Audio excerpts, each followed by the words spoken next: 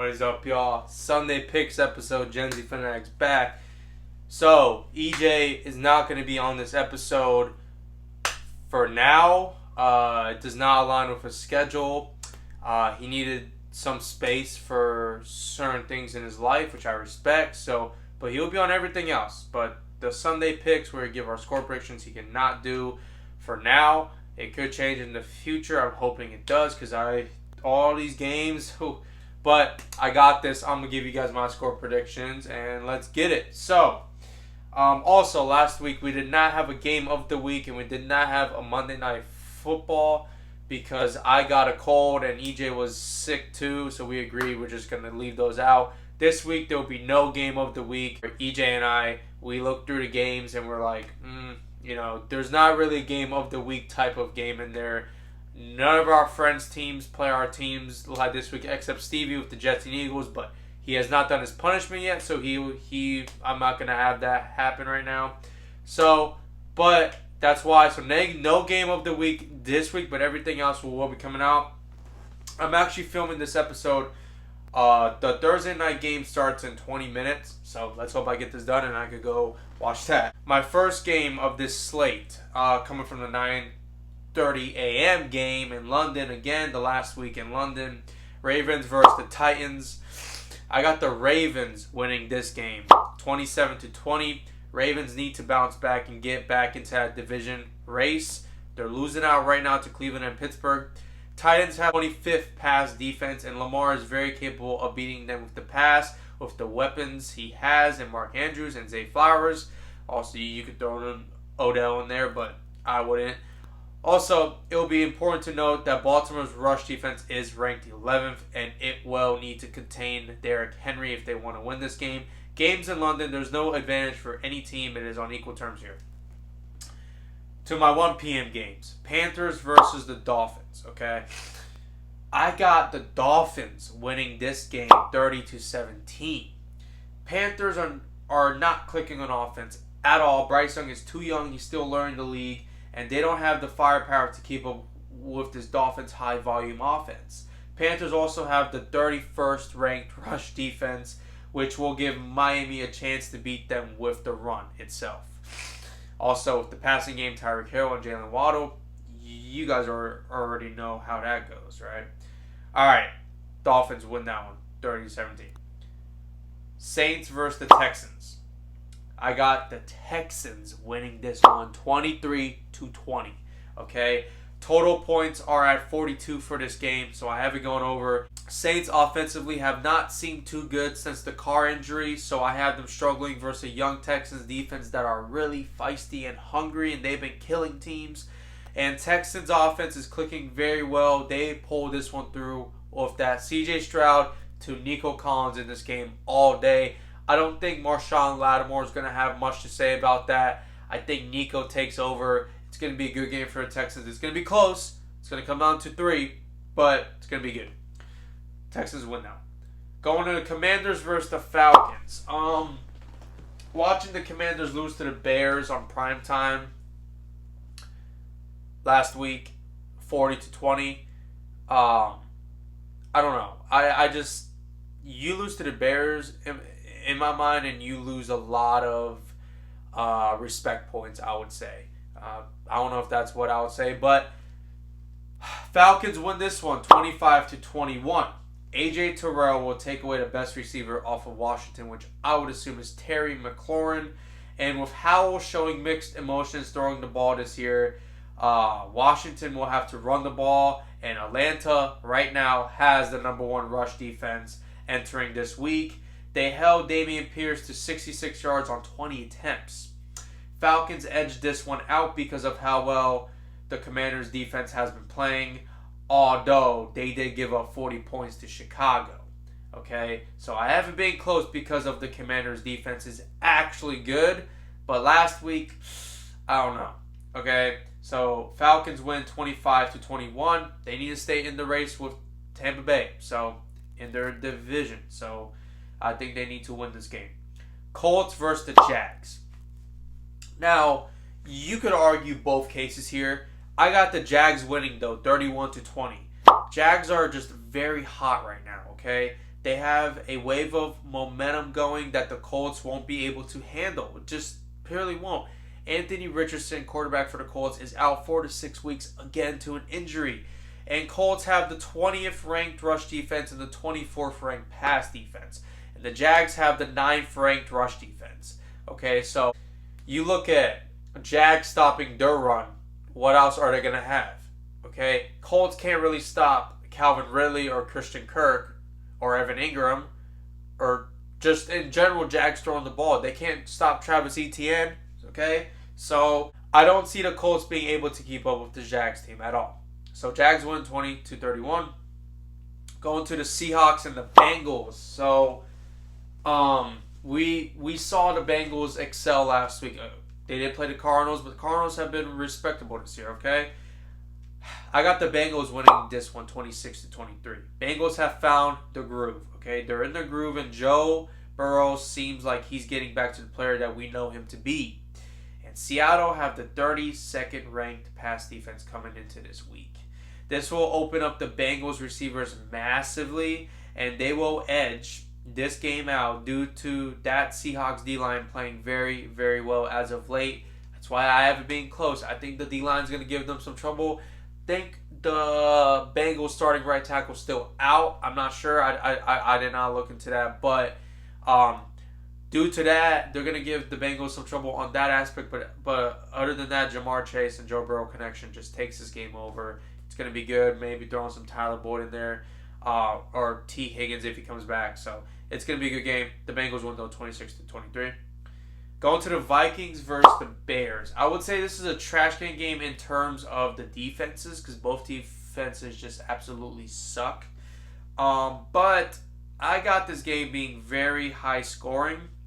And I'm going to go with the Vikings winning this one 33-30. I mean, it's going to be a pure shootout. Pure shootout. Anytime you play the Vikings, you're going to have a shootout. Okay? Both defenses are ranked in the bottom of the league, but overall, the Vikings have a better overall offense. And despite Justin Jefferson being out, they will find a way to create a playmaker that will push them over the edge in this game. KJ Osborne, Jordan Addison could be a factor. Alexander Madison could also kill them. Bears are just a complete mess. Yeah, they won last week. They embarrassed Washington at home, but it is Washington. But the Vikings win this one. They edge this one out because they don't have a defense to stop DJ Moore. So that's why I say, and if you didn't see our props episode yet, go check that one out. That's coming out before this one. But go check that one out. EJ gave a great point about DJ Moore to why to start him in fantasy, and it's going to back up the Vikings do not have a good defense. Okay? So Vikings win 33-30. 49ers versus the Browns. This is the last 1 o'clock game I have. So typically when you play the Browns in Cleveland, it's going to be a real tough game, especially if it rains. I don't know if it's going to rain here. It's kind of like up and down now. 49ers versus Browns. I got the 49ers winning this one 24-18. This game is tough. Okay, Cleveland has a very respectable defense. But I just think the San Francisco offense is just on another level this year. And I have it being so close because it is, like I said, very hard to play in Cleveland, especially if it's going to rain and just be crappy, you know? But at the end of the day, I don't see that Cleveland offense being able to keep up with the San Francisco offense, and I don't see them getting past the San Francisco defense unless they just have a really bad game, which could happen, and Deshaun Watson is capable of beating a defense like this, but the weapons around him, I don't see that happening. It's going to be close though, okay? Don't get me wrong on that. It's going to be a great game, but I got the 49ers winning this one, and Christian McCaffrey completely taking over this game again, as he's been doing all year. All right. Now to my 4 o'clock games. Oh my God. You see, this is the one thing that I don't like that EJ's not here. I can't give him the Patriots games, okay? Because when he says the Patriots are going to lose, I'm like, okay, screw it. But when I got to say it, it's just not pretty, and I don't want to say it. We just haven't looked good. We don't have an O-line this year. Mac Jones, even EJ says it, he's not that bad. He could be decent. He has no weapons and no O-line, okay? But I do have the Patriots winning this game 21-17. I got Patriots winning this game 21-17. I don't want to say too much. I really don't. But the Patriots have disappointed me very much so far this year for our lack of O-line ability and our lack of weapons around Mac Jones. However, Bill Belichick is on the hot seat, as Kraft pointed out a couple days ago. And the Raiders beat us last year. Bill won't let his former offensive coordinator beat him twice in 2 years. And Bill needs this win. He needs this win. He claimed that we're starting over this week. Whatever the heck that means, must be something good towards his end. But so expect to see a different Patriots game or team that you've seen the last 2 weeks. Expect to see a different team coming out in this game.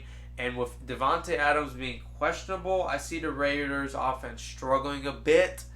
I know Jacoby Myers had a breakout game against the Packers. I don't care. I don't want to hear it. Josh Jacobs hasn't been the same as he has this year. I think we could contain this. Patriots win 21-17. God. Okay, going to my next 4 o'clock game. Lions versus the Bucks. I kind of want to go to this game, but I can't. I have a bunch of schoolwork, so we're not going to do that. But I got the Lions winning this one 24-17. Lions have the 5th highest pressure rate of 40.7%, and Baker Mayfield is going to have to get past that. He's going to have to move around in the pocket more often than he likes. That O-line won't be able to protect him much, and Lions will give the Bucs offense trouble, but they will edge them out as it is a road game, and they do have this 22nd ranked pass defense, so expect Baker to find his targets and to score some touchdowns. But I think this game will be more about defense and stopping that deadly Lions offense, which I just don't see the Bucs defense being able to do. And they just came off a bye week, so we're going to see how rusty they really are. But I think the Lions win this one 24-17. Bucs are going to have an average year. Like I said in my season predictions, they're going to be 9-8, or they're going to win 2, then lose 2, then so it's going to be a seesaw type of year for them. Okay. Going on to my next 4 o'clock game, Cardinals versus the Rams. I got the Rams winning 32-20. Cooper Kupp is back. Okay, he returned last week and he added another element to an already impressive offensive unit for the Rams. Arizona has the 29th ranked rush defense and the 25th pass defense. This will open up Kyren Williams and Kupp along with Puka Nacua massively. I don't see them stopping this Rams explosive offense despite having an impressive year so far with how competitive they have been with respect to the Cardinals. I thought that they're going to be completely terrible, but not so much, okay? So I see the Rams edging this one out. Not really edging, but 20-32. Okay, going on to my last 4 o'clock game. Eagles versus the Jets. This would have been our game of the week this week since Stevie, Jets fan, and EJ, obviously a Eagles fan. But Stevie has not done his punishment yet, so that way I'm not going to let him back here because 2 punishments at once is not going to be nice. So once he does his punishment, he'll be back. But Eagles versus Jets. I got Eagles winning 27-11. Okay, Jets have never beaten the Eagles in their franchise. They're 0-16 against the Eagles. And Jets offense is not capable of keeping up with this Eagles offense at all. Jets defense is very skilled though, I'll give them that. But they will be on the field nearly the whole game. And towards the end, they're just going to give up every big play possible.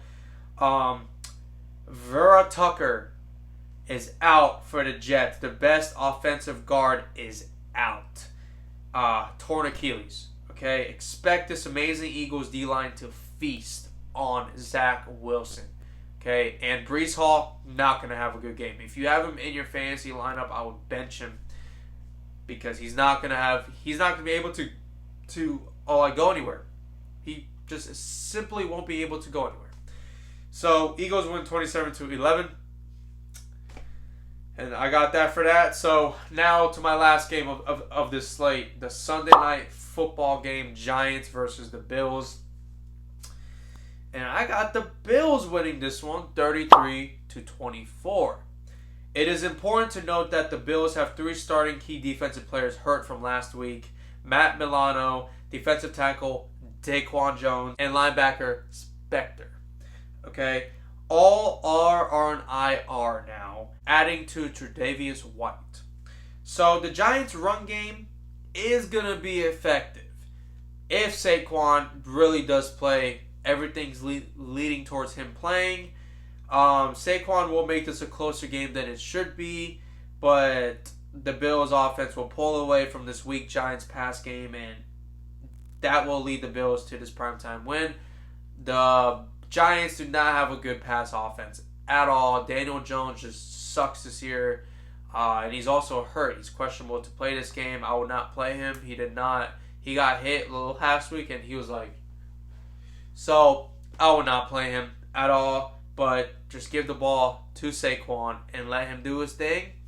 But the Bills are very light on the defensive end of the ball. I have the Bills winning this one 33-24. It is a primetime game, expected to be a little bit more high scoring. But yeah, that concludes my Week 6 Sunday Picks episode. If you haven't, check out the props episode. Lock those props in real fast before these games kick off.